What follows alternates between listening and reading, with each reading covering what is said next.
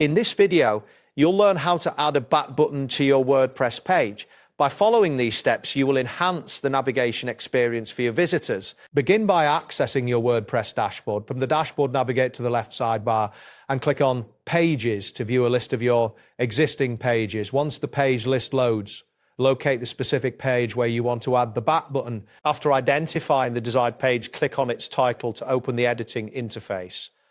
This will take you to the page editor where you can modify the content of your page. Next, look for the plus icon, which is typically located at the top left corner of the editor. Click on this icon to open the block inserter menu. In the search bar that appears, type HTML block quickly. Once you see the custom HTML block option, click on it to insert this block into your page. A text area will appear within the editor, allowing you to enter your custom HTML code. At this point, paste the following code into the text area: back, back, back, back, back, back, back, back.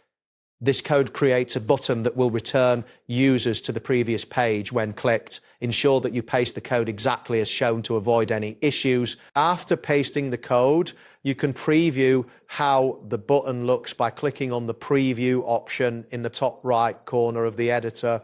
This will allow you to verify that the button appears as intended before finalizing your changes. Once you are satisfied with the appearance of the button, click on the update button located at the top right corner of the editor to save your changes. This action will make the back button live on your page for visitors to use. It is important to note that the functionality of the back button depends on the user's browser history.